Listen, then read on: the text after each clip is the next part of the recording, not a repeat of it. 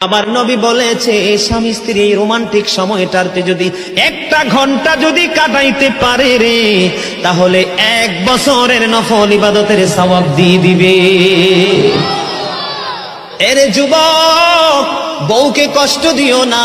স্বামী স্ত্রী যদি কিয়ামতের দিন কমপ্লেইন করে, তুমি যত বড় মোল্লা সাহেব হাজী সাহেব হও, নসিবই জুটবে না।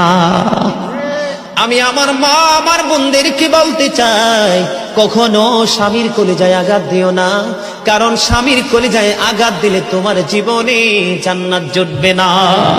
বন্ধুরে আমার, আমি আমার নবীর জীবন থেকে যদি আপনাদেরকে আরেকটা এক্সাম্পল দেই বন্ধু, এখন আমি আমাদের দেশে স্বামী স্ত্রীর মধ্যে গলদ আছে না নাই? বর্তমান সমাজের যুবক যুবতী, নববধূ নবদম্পতি যারা স্বামী স্ত্রী, তাদের মধ্যে ম্যাক্সিমামই কলহ আছে না নাই? আমার নবী বলেছে স্বামী স্ত্রী এই রোমান্টিক সময়টাতে যদি একটা ঘন্টা যদি কাটাইতে পারে রে, তাহলে 1 বছরের নফল ইবাদতের সওয়াব দিয়ে দিবে। এরে যুবক, বউকে কষ্ট দিও না। স্বামী স্ত্রী যদি কিয়ামতের দিন কমপ্লেইন করে, তুমি যত বড় মোল্লা সাহেব হাজী সাহেব হও, নসিবই জুটবে না। আমি আমার মা আমার বোনদেরকে বলতে চাই, কখনো স্বামীর কলিজায় আঘাত দিও না, কারণ স্বামীর কলিজায় আঘাত দিলে তোমার জীবনে জান্নাত জুটবে না। বন্ধুরে আমার, আমি আমার নবীর জীবন থেকে যদি আপনাদেরকে আরেকটা এক্সাম্পল দেই বন্ধু, এখন আমি আমাদের দেশে স্বামী স্ত্রীর মধ্যে গলদ আছে না নাই? বর্তমান সমাজের যুবক যুবতী, নববধূ নবদম্পতি যারা স্বামী স্ত্রী, তাদের মধ্যে ম্যাক্সিমামই কলহ। আমার নবী বলেছে স্বামী স্ত্রী এই রোমান্টিক সময়টাতে যদি একটা ঘন্টা যদি কাটাইতে পারে রে, তাহলে 1 বছরের নফল ইবাদতের সওয়াব দিয়ে দিবে। এরে যুবক, বউকে কষ্ট দিও না। স্বামী স্ত্রী যদি কিয়ামতের দিন কমপ্লেইন করে, তুমি যত বড় মোল্লা সাহেব হাজী সাহেব হও, নসিবই জুটবে না। আমি আমার মা আমার বোনদেরকে বলতে চাই, কখনো স্বামীর কলিজায় আঘাত দিও না, কারণ স্বামীর কলিজায় আঘাত দিলে তোমার জীবনে জান্নাত জুটবে না। বন্ধুরে আমার, আমি আমার নবীর জীবন থেকে যদি আপনাদেরকে আরেকটা এক্সাম্পল দেই বন্ধু, এখন আমি আমাদের দেশে স্বামী স্ত্রীর মধ্যে গলদ আছে না নাই? বর্তমান সমাজের যুবক যুবতী, নববধূ নবদম্পতি যারা স্বামী স্ত্রী, তাদের মধ্যে ম্যাক্সিমামই কলহ।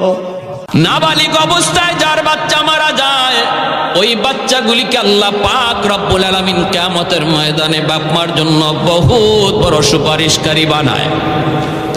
বাচ্চাগুলি আল্লাহর কাছে ডাক দেয়া কয়, মালিক, ও মালিক, তুমি আমারে দুনিয়াতে পাঠাইছো, পাঠানোর সময় আমার মা কত কষ্ট করছেন, জান বের হয়ে যায় অবস্থা।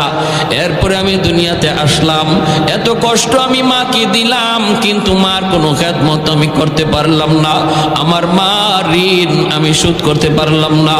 আল্লাহ, আজ যদি তুমি আমাকে জান্নাতে দিতে চাও, আমার মা বাবা সারা জান্নাতে যাইবো না, হয় আমারে বাপ মার সাথে জাহান্নামে দিয়ে দাও, হয় আমাকে আমার বাপ মার সাথে জাহান্নামে দিয়ে দাও। রব্বুল আলামিন তখন বলে, বান্দারে, আমি আল্লাহর আদত হচ্ছে জাহান্নামীকে জান্নাতে দেওয়া, কিন্তু নাবালিগ অবস্থায় যার বাচ্চা মারা যায়, ওই বাচ্চাগুলিকে আল্লাহ পাক রব্বুল আলামিন কিয়ামতের ময়দানে বাপ মার জন্য বহুত বড় সুপারিশকারী বানায়।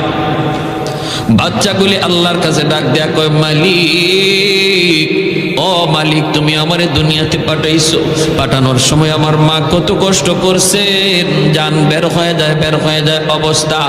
এরপরে আমি দুনিয়াতে আসলাম, এত কষ্ট আমি মাকে দিলাম, কিন্তু মার কোনো খেদমত আমি করতে পারলাম না, আমার মা ঋণ আমি শোধ করতে পারলাম না। আল্লাহ, আজ যদি তুমি আমাকে জান্নাতে দিতে চাও, আমার মা বাবা সারা জান্নাতে যাইবো না, হয় আমার বাপ মার সাথে জাহান্নামে দিয়ে দাও, হয় আমাকে আমার বাপ মার সাথে জাহান্নামে দিয়ে দাও।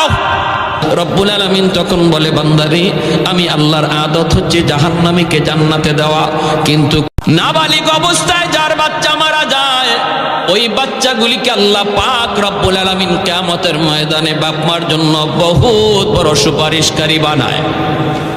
বাচ্চাগুলি আল্লাহর কাছে ডাক দেয়া কয়, মালিক, ও মালিক, তুমি আমারে দুনিয়াতে পাঠাইছো, পাঠানোর সময় আমার মা কত কষ্ট করছেন, জান বের হয়ে যায় অবস্থা, এরপরে আমি দুনিয়াতে আসলাম, এত কষ্ট আমি মাকে দিলাম, কিন্তু মার কোনো খেদমত আমি করতে পারলাম না।